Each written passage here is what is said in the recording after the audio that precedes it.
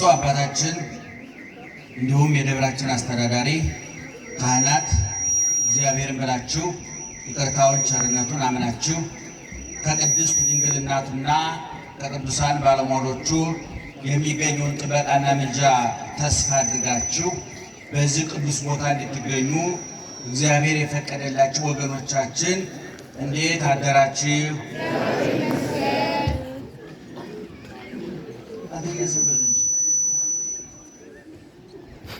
እንዴት አደራችሁ? በነገራችን ላይ ትምህርቱን እስከምንጨርስ ድረስ እናንተም ዝም ብትሉ በጣም በማሳጠር ተባበራችኋል። እንዴት አደራችሁ? እንዴት አደራችሁ? በየጊዜው በየቦታው በየምክንያቱ የምንሰማውም የምንናገረውም ያላሳጣን ጆሮአችንን የከፈተ አንደበታችን የፈታ ለምስጢርና ለጥበብ ጊዜና ቦታ የሰጠን የነበረ ያለ ለዘላለም መኖሩን አፋችንን ሞልተን የምንመሰክርለት ልባችንን ሞልተን የምናምነው የአባቶቻችን አምላክ ልዑለ ባሕርይ እግዚአብሔር ስለ ሁሉም ነገር ክብርና ምስጋና ይግባው። ክብርና ምስጋና ይግባው። ክብርና ምስጋና ይግባው።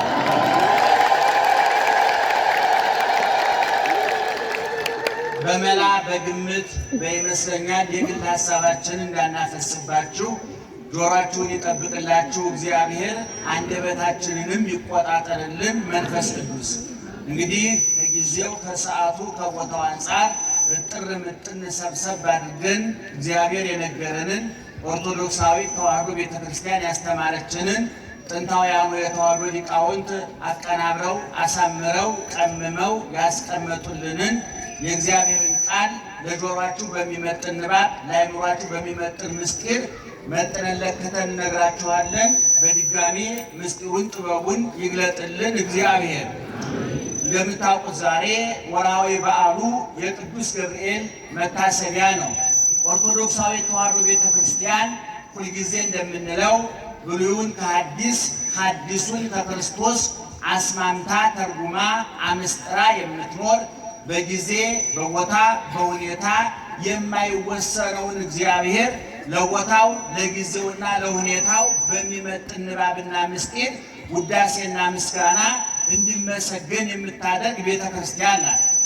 አንድ ጀምሮ እስከ 30 ድረስ በዓላት ናቸው። በኦርቶዶክሳዊ ተዋሕዶ ቤተክርስቲያን በአንድ ልደታ ብለን በ30 ዮሐንስ ወይም ማርቆስ ብለን እስከምንደመድምበት ቀን ድረስ ሌጣ ቀን፣ ባዶ ቀን፣ ስራ ፈት ቀን፣ መጠሪያ መከበሪያ የሌለው ቀን የለም። ቀኑ እነሱን አይደለም የሚያከብራቸው፣ እነሱ ቀኑን ያከብሩታል። ጊዜ የእግዚአብሔር ነው። ዘመን የእግዚአብሔር ነው። ወቅት የእግዚአብሔር ነው። ቦታው የእግዚአብሔር ነው። ሁኔታ ሁሉ የእግዚአብሔር ነው። የሚታይ የማይታየው፣ የሚዳሰስ የማይዳሰሰው፣ ረቂቁና ግዙፉ ሁሉ የማን ንብረት ነው? የእግዚአብሔር ንብረት ነው። ቅዱሳን ጻድቃን፣ ሰማዕታት፣ መላእክት ከፍም ሲል ደግሞ እመቤታችን ቅድስት ድንግል ማርያም የእግዚአብሔር ናቸውና እግዚአብሔር በነገሰበት ሁሉ ይነግሳሉ። እግዚአብሔር በከበረበት ሁሉ ይከብራሉ። እግዚአብሔር ከፍ ባለበት ሁሉ ከፍ ይላሉ።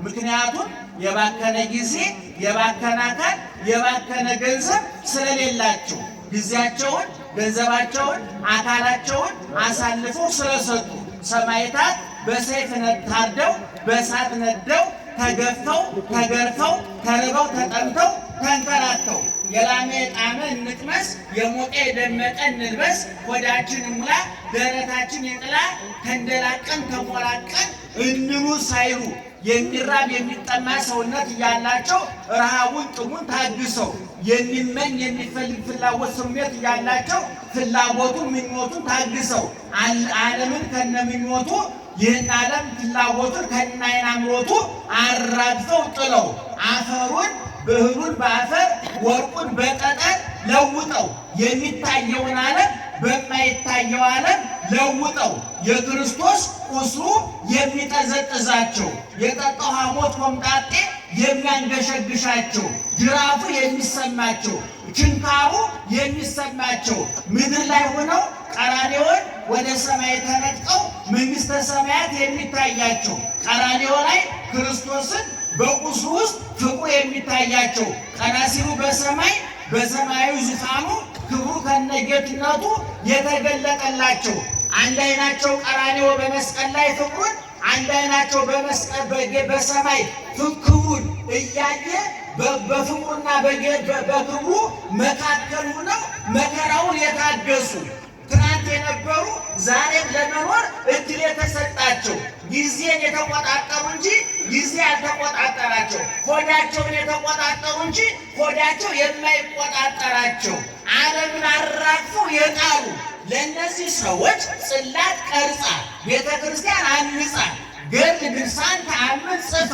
የተጸነሱበትን የተወለዱበትን የተሰወሩበትን ያረጉበትን እግዚአብሔር ወከብረት ነፍሶሙ በውስተ ዓለማት ክልኤቲ ዘዝየ ወዘክዓ በዚህ በሚታየው በወዳም በማይታየው ዓለም ነፍሳቸው ከበረች ተብሎ እንደተነገረ በመቅድመ ወንጌል ታላቁ አባታችን ሊቁና ጻድቁ ቅዱሱና ፍጹሙ የኢትዮጵያ ዘውድ የአፍሪካ አክሊል የተዋህዶ ሐውልት ክብርና ኩራት የሆነው ቅዱስ ያሬድ እንዲህ ብሎ ተናገረ።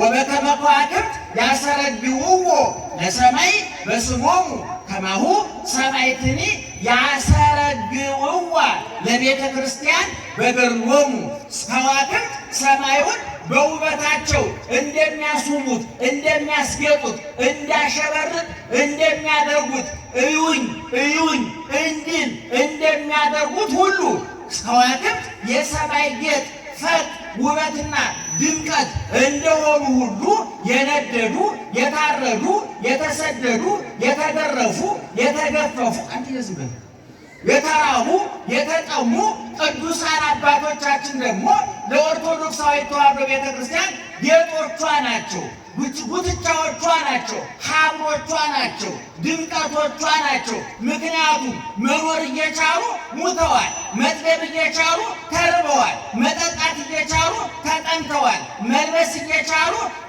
ተራቁተዋል። ነግሰው ገነው ከብረው አሰግደው አሸግዶላቸው መኖር እየቻሉ ወርቁን እንደ ጠጠር ሽቶውን እንደ ትቢያ እንደ ግማት ክብሩን እንደ ውርደት ቆጥረው የክርስቶስ ቁስል ቅድም እንደነገርኳችሁ ዋጋ የከፈሉ ናቸውና ኦርቶዶክሳዊ ተዋሕዶ ቤተክርስቲያን እናታችን እናታችሁ ውበታችን ውበታችሁ ኦርቶዶክሳዊ ተዋሕዶ ቤተክርስቲያን ላከበራቸው አክብራ ለቀደሳቸው ቅዳሴያቸውን አክብራ ትጠራቸዋለች፣ ታከብራቸዋለች። ስማቸው ይጠራል፣ ገድላቸው ይነበባል፣ ታሪካቸው ይነገራል። ትዕግስታቸው ትምህርት ይሆናል።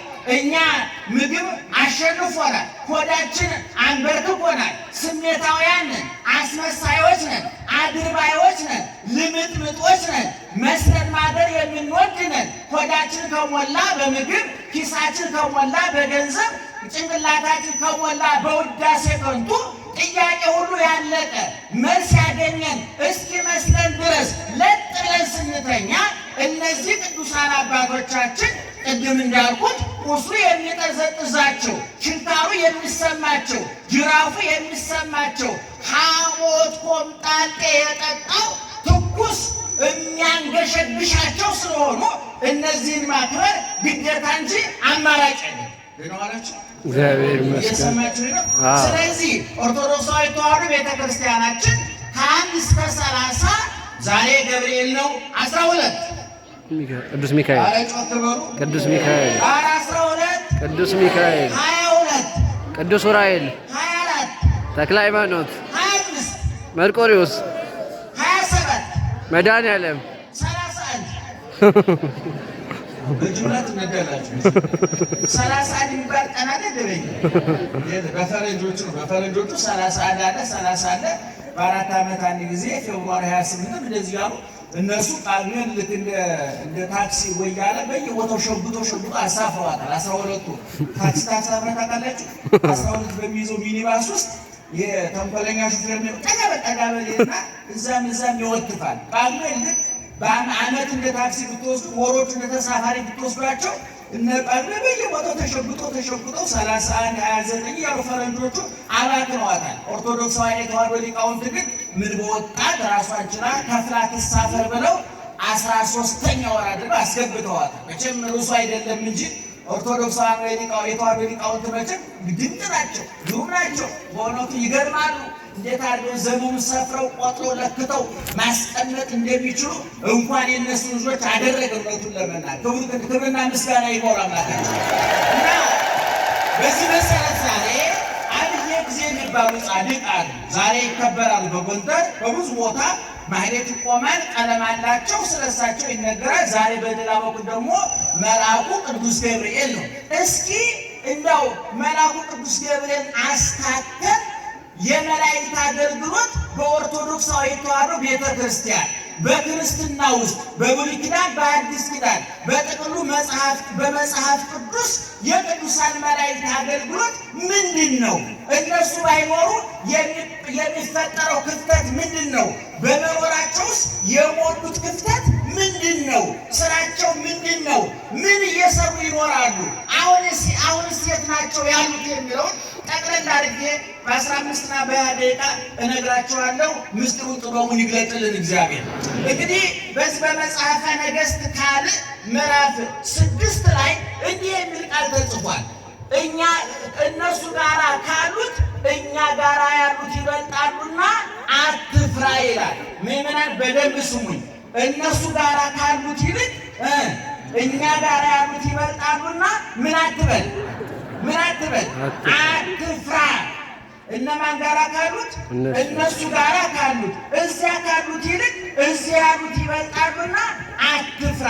ይሄ በመጽሐፈ ነገሥት ቀዳማዊ ማነው ካልዕ እያልኩኝ ነው። በሁለተኛው መጽሐፈ ነገሥት እያልኩኝ ነው። በመጽሐፍ ቅዱሱ በእኛ በኦርቶዶክስ በቤተ ክርስቲያናችን አራተኛው ብሔረ ነገሥት በሚባለው በመጽሐፍ ቅዱሱ አደራደር ደግሞ ስድር መሰረት ደግሞ በሁለተኛው መጽሐፈ ነገሥት ላይ የሚገኝ ኃይለ ቃል ነው። ምንድነው ታሪኩ? ባጭሩ እስራኤልና ሶርያ እንደምታውቁት ጎረቤት ሀገሮች ናቸው። ለዘመናት ሲፋለሙ፣ ሲዋጉ፣ ሲጋደሉ፣ ደም ሲፋሰሱ የኖሩ ሀገሮች ናቸው እስራኤልና ሶርያ እና የሶርያው ንጉሥ እስራኤል ለማጥቃት እስራኤል ለመውጋት ይማከራል። ቤተ መንግስቱ ዘግቶ በደንብ ልብ አድርጉ።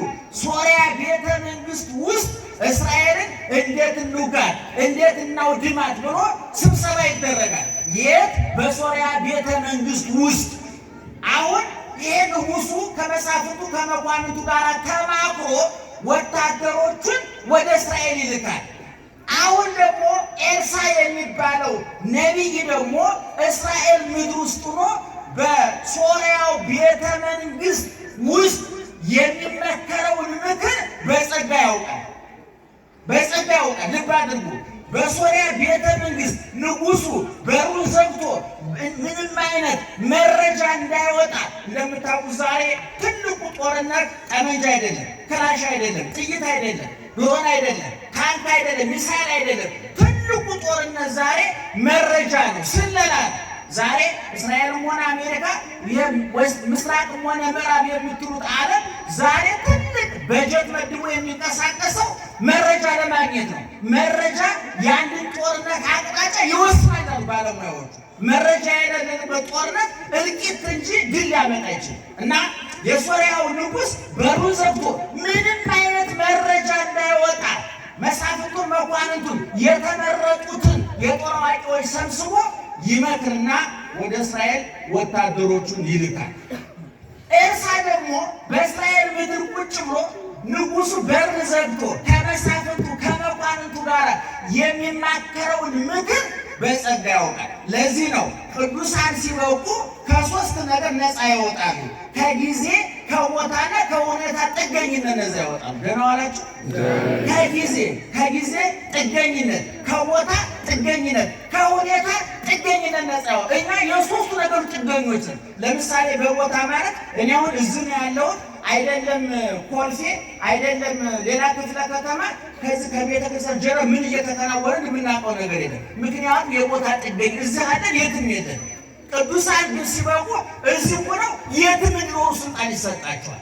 ይረቃሉ ማለት ነው፣ ይመጥቃሉ ማለት እንደ እግረ ፀሐይ ፀሐይ የማትደርስበት ቦታ እንደሌለ ሁሉ ከሰጥሞ ውስተ ብርሃን ለከወይነ እሳት ሲደርሱማ እኮ ነፍሳትን ወደ ማቃጠል ወደ እሳትነት ደረጃ ይደርሳል።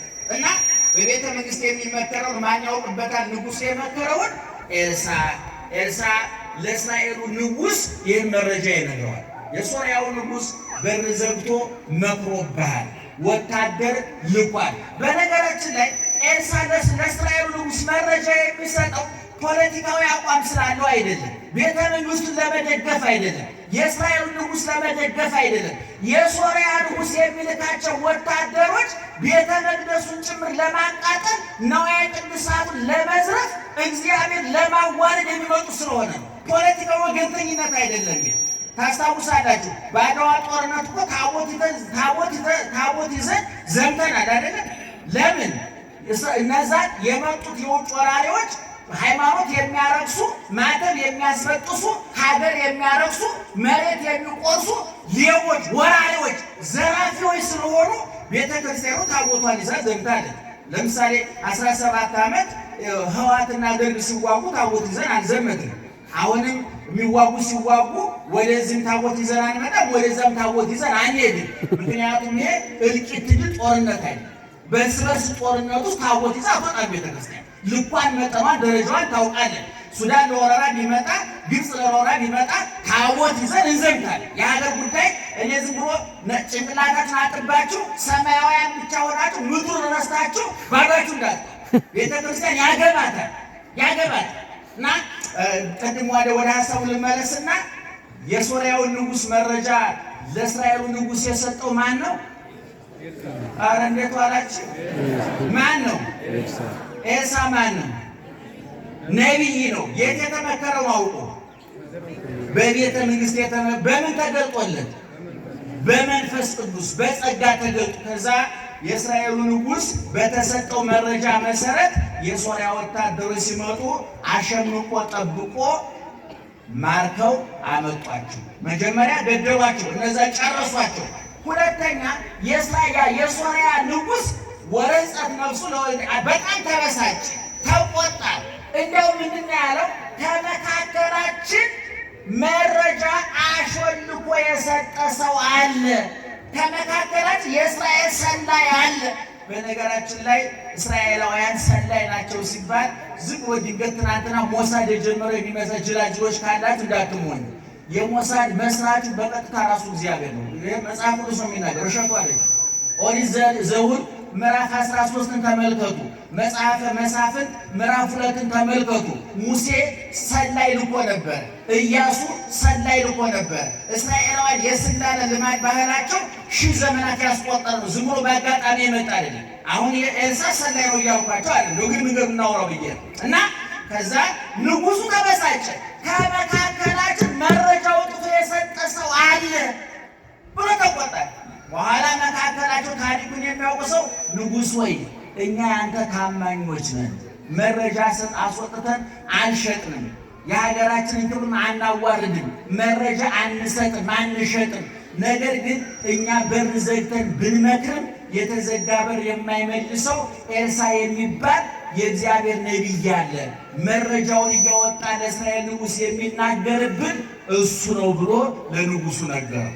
የሶርያው ንጉሥ ተቆጣና ቅልብ ወታደሮቹን መርጦ ፈረስና ሰረገላ መርጦ መድቦ ሂዱና ካለበት ቦታ ኤልሳን አንቃችሁ ከነነፍሱ አምጡልኝ ብሎ ላከ። ደህና መሻችሁ፣ ደህና አደራችሁ። ማን ነው ያለው? እንዴት አይደለም? የማን ንጉሥ? የማን ንጉሥ? የሶርያ ንጉሥ። ምን ላከ? ወታደር ላከ። ፈረስ አድርጎ ፈረስ ሰረገላ ማለት በአሁኑ ጊዜ ታንክ፣ መድፍ፣ እንደዚህ እንደው ዘመናዊ የጦር መሳሪያ ማለት በዛ ዘመን። ከዛ በኋላ ወታደሮቹ ሄዱ። የት እንዳለ መረጃው ደርሷቸዋል። ሌሊቱን የኤልሳን ቤት ከበው አደሩ። የነቢዩን ቤት ማለት ነው። ከዛ ቢያዝ የሚባል የኤልሳ ተማሪ ደቀ መዝሙር ረድ ይባላል፣ አገልጋይ ነበረ።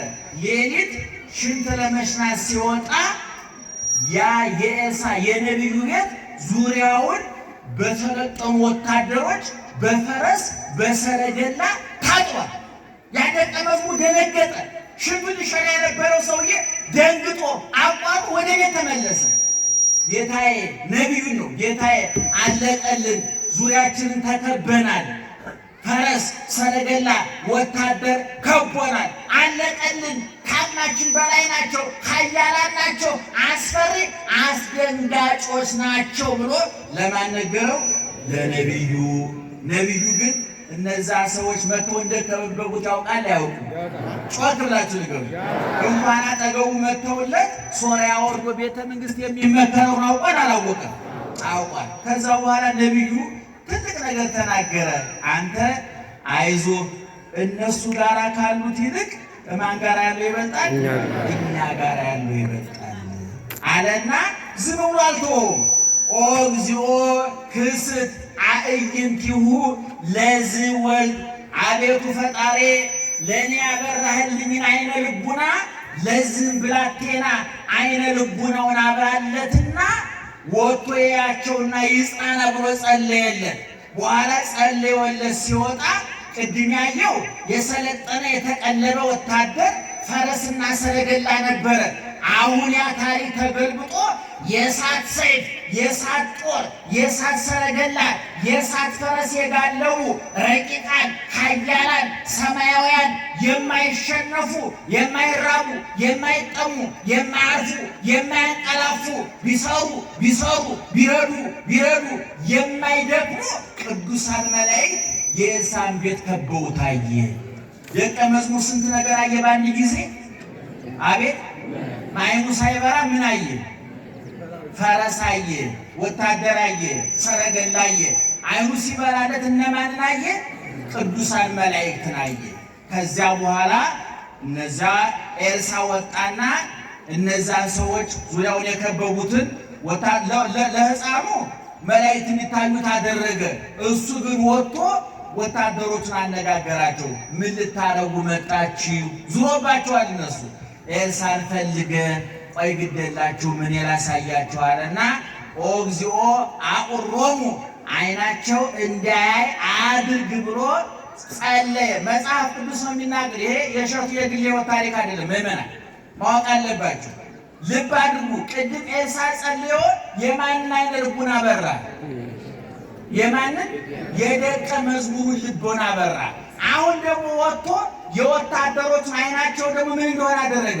እንዳያይ እንዲታወር አደረገና ኑን ይወስዳችኋለሁ ብሎ እየመራ ወስዶ ለእስራኤሉ ንጉሥ አስረከባቸው።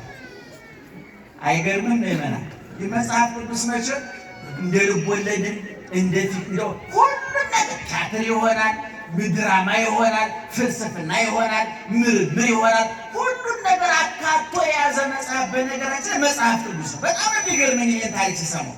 ከዛ ወሰደና ለእስራኤሉ ንጉሥ አስረከበው። እነዚህ የመጡት እኔን ለመያዝ ነበር። ለምታያቸው ፈረስ ጋልበዋል፣ ሰረገላ ይዘዋል፣ የሰለጠኑ ጀግኖች ወታደሮች ናቸው። ያለ ቦታቸው ስለተሰለፉ ነው የተዋረዱት እንጂ ጀግኖች ወታደሮች ናቸው ብሎ አስረከበው። ከዛ የእስራኤሉ ንጉሥ ጅል ነውና ነቢይ ወይ በሰይፍ ልበላቸው ወይ አለ። ምን አገባህ አንተ የማረከውን ግደል። እነዚህ የማን ምርኮኞች ናቸው? የእግዚአብሔር። ማን የማረካቸው? ማን ያሸነፋቸው? ማን ነው ድል የነሳቸው? ለማን ነው እጅ የሰጡት? ለእግዚአብሔር። እነዚህ የእግዚአብሔር ምርኮኞች ናቸው አለና እዛ ከደረሱ በኋላ መልሶ ምን ብሎ ጸለየ?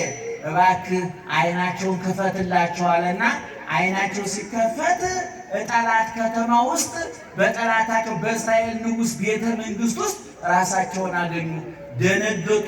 አይዟቸው አትደንግጡ ብሎ ንጉሡን ነቢዩ አዘዘና ምግብ አቅርብላቸው፣ መጠጥ አቅርብላቸው፣ ይብሉ፣ ይጠጡ፣ ይደሰቱና ወደ ሀገራቸው ይመለሱ ተባለ። በልተው ጠጥተው ደስ ብሏቸው እየዘፈኑ ወደ ሀገራቸው ተመለሱ። የነቢይ ሥራ ይሄ ነው ምዕመናን። ማጥፋት ባለበት ጊዜ አይን ያጠፋል፣ ማብራት ባለበት ጊዜ አይን ያበራል። ለሚገባው አይነ ልቡናው ይበራለታል፣ ላልተገባው አይነ ሥጋው ይታወርበታል። እግዚአብሔር ትናንት ስራ ላይ ነው፣ ዛሬም ስራ ላይ ነው፣ ለዘላለም ስራ ላይ ነው እግዚአብሔር። ዋናው ልነግራችሁ የፈለኩት ምንድን ነው? እነሱ ጋር ካሉት ማን ጋር ካሉት ይበልጣሉ? እኛ ጋር ያሉት ይበልጣሉ። ይህን ማወቅ አለባችሁ። ከእኛ ጋር ያለው እግዚአብሔር ነው። ከእኛ ጋር ያለው ቅዱስ ገብርኤል ነው። ቅዱስ ገብርኤል ወይም ቅዱሳን መላእክት በነደደ እሳት ይጣላሉ። ትንቢተ ዳንኤል ምዕራፍ 2ን ተመልከቱ። አናንያ፣ አዛርያ፣ ሚሳኤል ወደ እሳት ሲጣሉ እሳቱ መካከል ማን ተገኘ? ገብርኤል ተገኘ። በዛው መጽሐፍ ምዕራፍ 6 ላይ ስትመለከቱ ዳንኤል ለተራበ አንበሳ ሲጣል በጉድጓዱ ማን ተገኘ? መልአኩ ተገኘ። ክርስቶስ ሲጸነስ በቅዱስ ገብርኤል ብስራት ተጸነሰ። ሲወለድ በቤተልሔም መላእክት ተገኙ።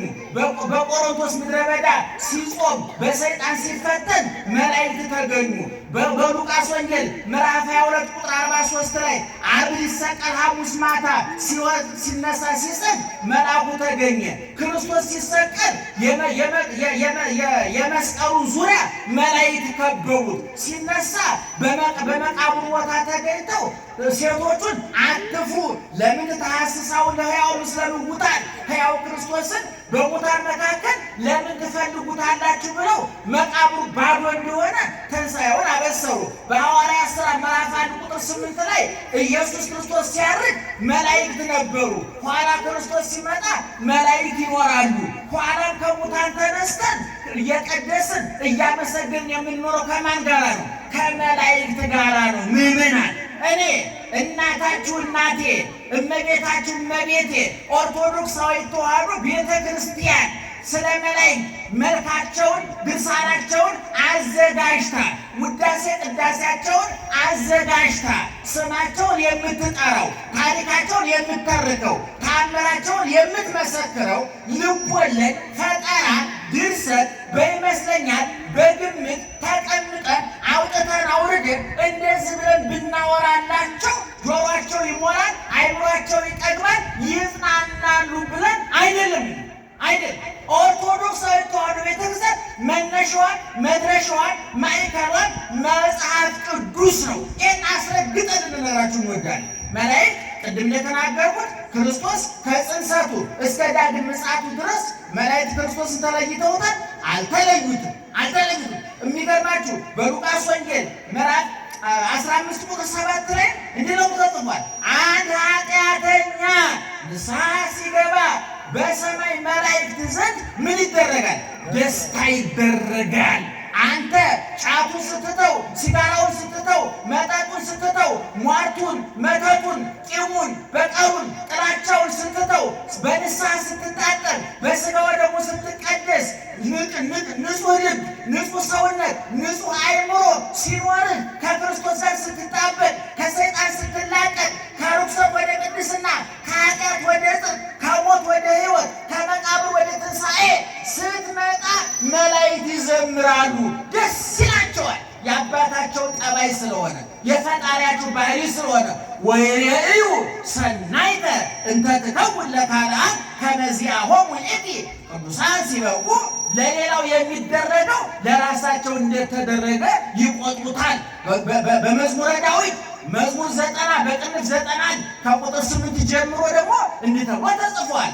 ይቀርብ እኩይ ኀቤከ ክፉ ወደ አንተ አይቀርብም፣ ወይበውእ መቅሰፍት ቤተከ መቅሰፍት ወደ ቤትህ አይገባም። ምክንያቱም እስመ ለመላእክቲሁ ይዔዝዞሙ በእንቲአከ መላእክቱን ስላንተ ምን ያደርጋቸዋል? ያዛቸዋልና። ወበእደዊሆሙ ያንስኡከ በእጆቻቸው ያነሱሃል። ከመ ይቀውከ በኩሉ ፍናዊከ በመንገድ ሁሉ ይጠብቁሃል።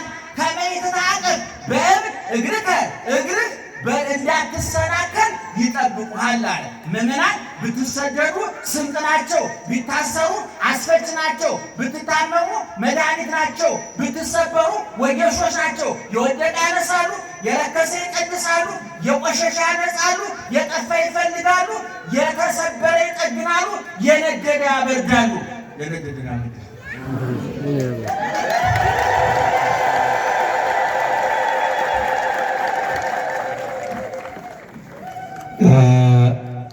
ለታላቁ ሊቅ መምህር መጋቤ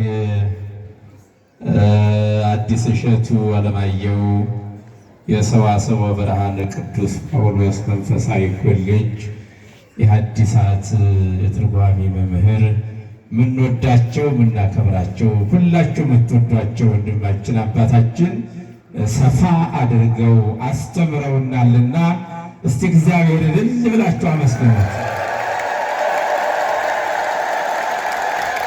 ደስ ብሏችኋል አይደል? ጨምሩበታል። ሶስት አድርጉት። ጥሩ አድርገው ከነሱ ጋር ካሉት ከኛ ጋር ያሉት ይበልጣሉ። ከኛ ጋር ያሉት ይበልጣሉ፣ ያሸንፋሉ። ከነሱ ጋር ያሉት ተሸናፊዎች ናቸው። ከኛ ጋር ያሉት አሸናፊዎች ናቸውና አይዟችሁ፣ አትፍሩ። እናንተም ሁል ጊዜ ለዛ ለደቀ መዝሙሩ የተገኘው የሚሸነፍ ከኛ